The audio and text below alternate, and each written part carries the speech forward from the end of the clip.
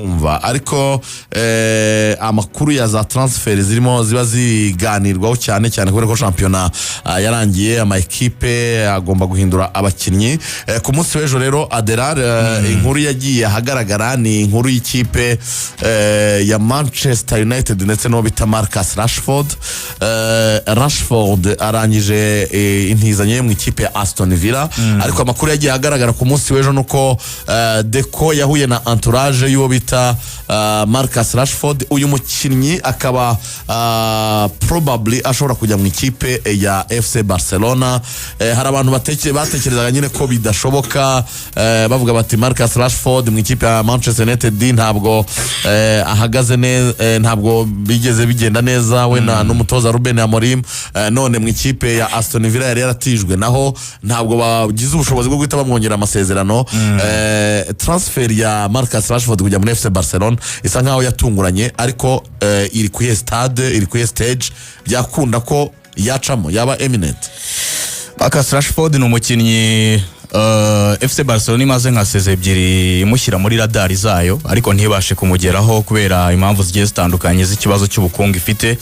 Ariko Hans Flick nyuma yuko afashe FC Barcelona umunsi yashize yavuze yuko akeneye more firepower cyangwa se izindi mbaraga mu busatirizi mu bijyanye no gutsinda ibitego. Anavuga yuko Rashford amubona nk'umukinnyi ushobora kumufasha, ahereza uburenganzira ubuyobozi abarimo Deco ndetse na Joan Laporta. Deco atangira kubikurikirana ndetse ku munsi w'ejo nk'uko bigarutseho muri hoteli imwe hariya mu gihugu cyo muri Espagne yahuye n'umuvandimwe wa Rashford bamwita Dwayne Maynard.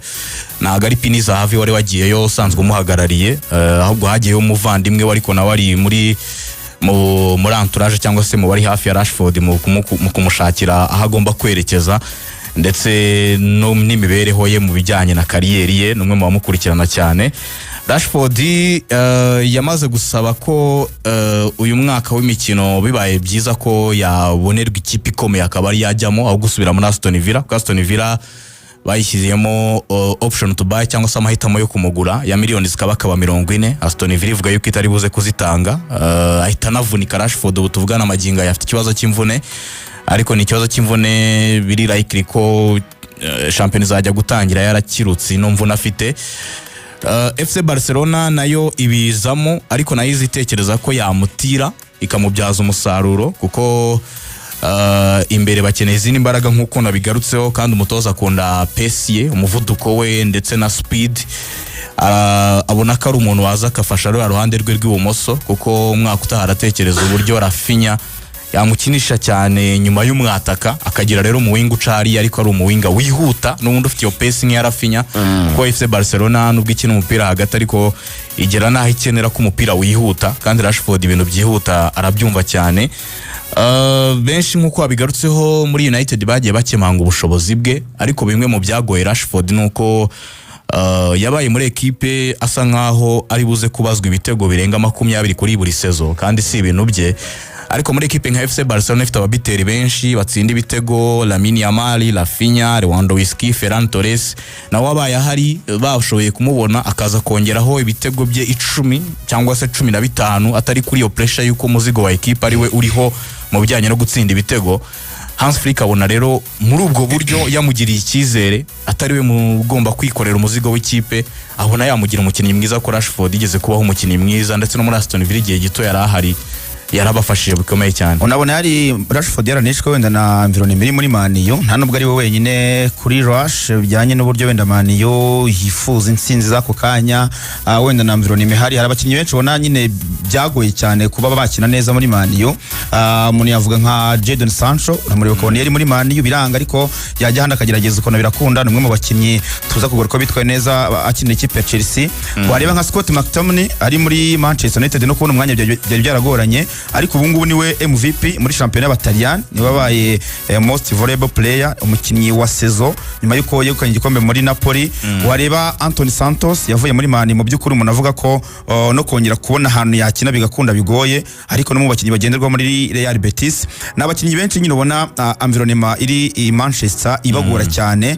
Rush rero nawe ngira ngo yaramwe mu bakinnyi bagenderwaho ariko byo kubazwa umusaruro wenda urenze ibyagushaka gutanga cyane ko wenda kugenda akina n'aba teammates bashaka kumufasha byaramugoye kuko nka amezi make yarakinye muri Aston Villa ni umwe mu bakinnyi bafashe cyane United ndetse no bazakina amarushanwa ku mugabane w'Uburayi no mu mikino ya nyuma bamushyizemo muri phase retour. Navuga ko rero Hans Flick urebye ama afite amenshi ari technical cyane kurushwa yaba physical akenemo izindi mbaraga cyangwa se undi mukinnyi ukoresha physique nyinshi ko nafite izo technique n'ubundi zahura neza n'ibyo FC Barcelona ikina. Hanyuma urabibona ko nka Lewandowski ari kugenda abyina avamo bakeneye wenda abandi bakinnyi bashaka kumufasha. Sinekereza ko Lewandowski ubu ngubu imyaka agezemo yaguterera sezo yose byanze bikunze agomba kugira izo mvune agomba kugira ibihe byo kuruhutswa igihe yaruhukijwe rero hashaka kujyamo Ferran Torres ariko twibuke ko na Rush burya point yayikina cyangwa se nk'umukinnyi w'umustrike umwe. Ubwo rero niyo mpamvu ubona ko bari kubishyiramo imbaraga kugira ngo bamuzane mu ikipe ya FC Barcelona ariko byo kugira ngo gukomeza squad ntabwo bakenemo amayirema menshi. Urabona ko Barca ikeneye gukora uturetushe duto kugira ngo umwaka utaha nabwo izongere gukora neza nkuko yakoze iyi sezo. Muri iki gitondo byari bimaze igihe kinini ari transfer nyine kiganirwa muri za process zo kugira ngo umukinnyi agere muri equipe. Muri iki gitondo Allianz Arena hamaze gutangazwa ku mugaragaro ko bita Jonathan Tah yinjiye mu ikipe ya FC Bayern Munich aturutse mu ikipe ya Bayern Leverkusen. Jonathan Tah akaba azageza muri 2029 amasezerano y'imyaka 4. Rigane abantu barimo baribaza Xabi Alonso aragiye ariko abakinnyi be benshi n'ubundi bari kuri radar y'andi ma equipe. Ubwo ndahita nibaza Erik ten Hag azasigarana iyi equipe. Jonathan Tah n'umukinnyi uje gufasha iki kipe ya Bayern Munich.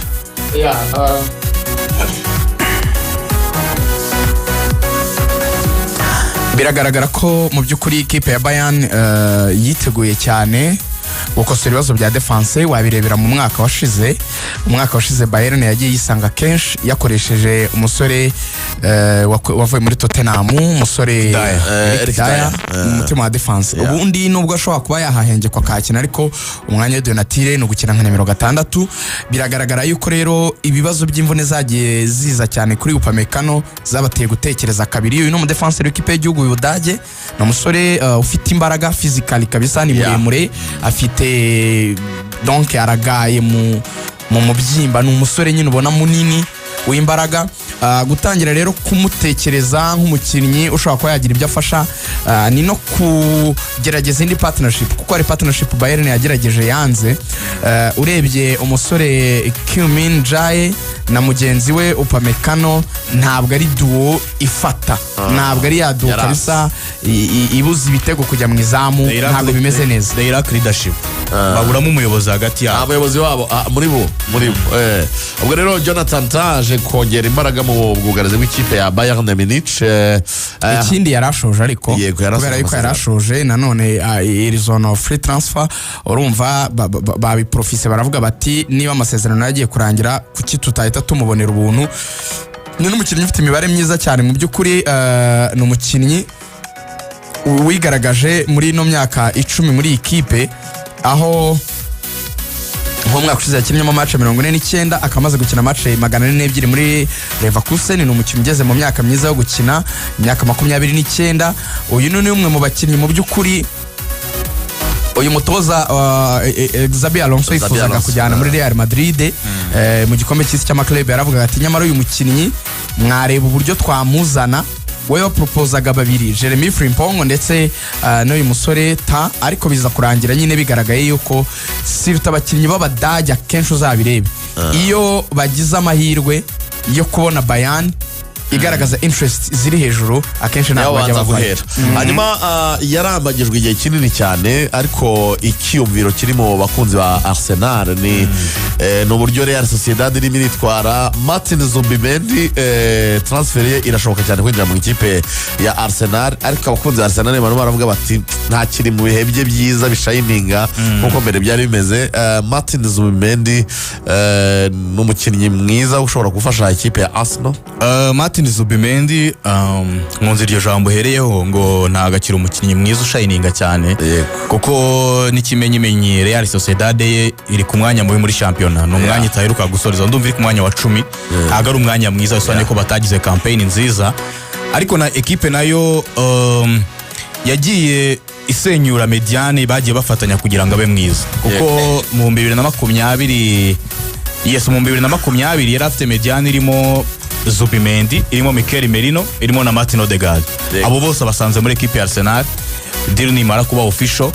So muri iyi myaka nk'ine yindi itambutse agiye akorerwaho impinduka nyinshi cyane, yisanga asa nkaho ari we muntu ugomba gufata inshingano muri equipe ya Real Sociedad, genda itakaza bamwe mu basore bituma rwa rwego rwe rugenda rusubira inyuma, ariko urwego rwe personally kuri we nk'umukinnyi ntago rwasuye inyuma kuko yakomeje kuba umukinnyi uhoraho mu ikipe y'igihugu ya Espagne, nubwo ari umusimbura wa Rodri.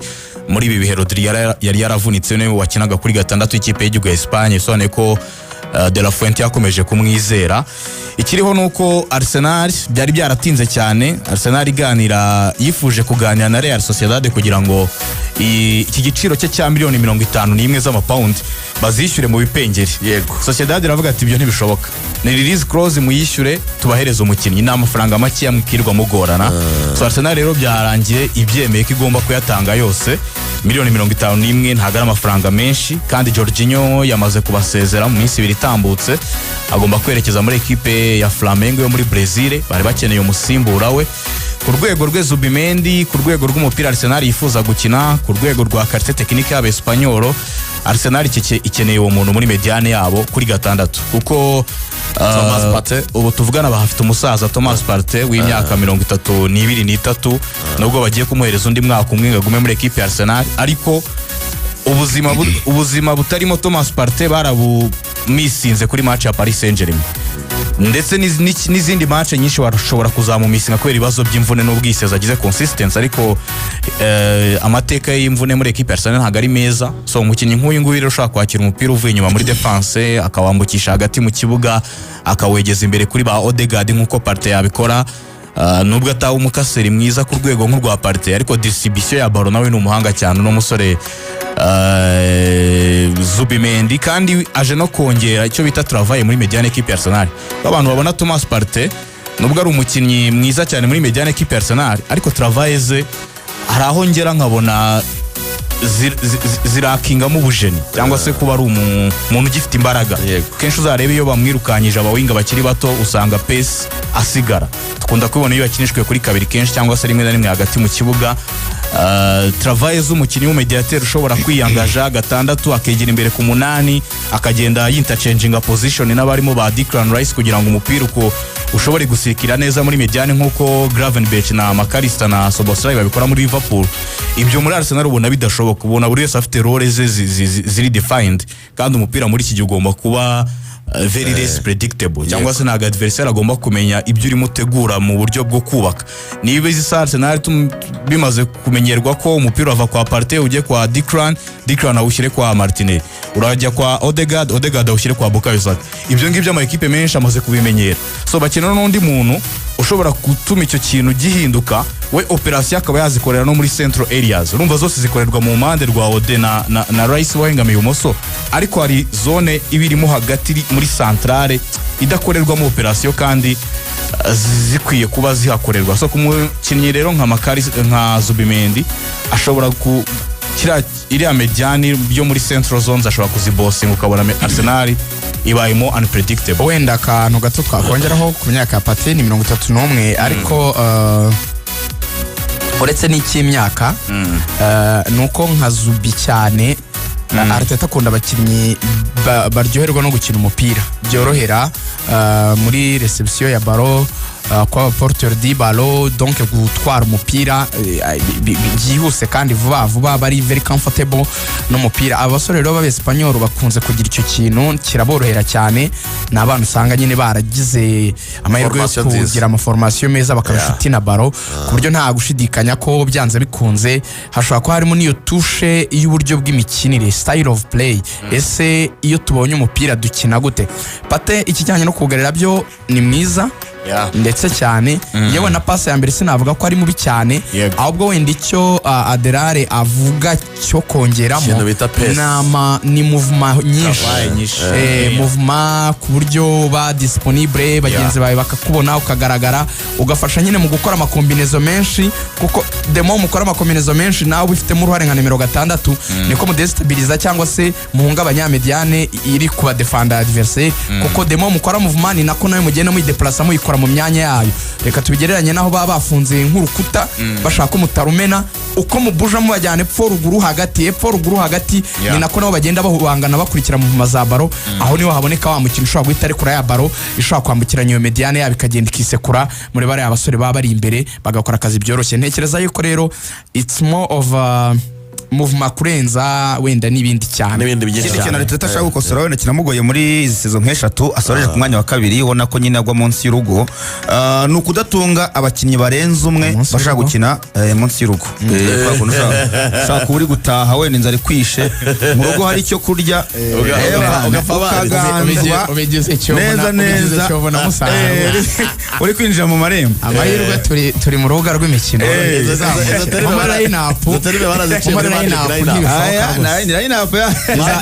izamukire no kudatunga abakinnyi barenze umwe bakina umwanya umwe cyangwa se igihe wenda umukinnyi umwe yabuze ugasanga biteje ikibazo kuko byarabaye ugasanga babuze parte bakabura umusimbura we bagataka cyo gikombe.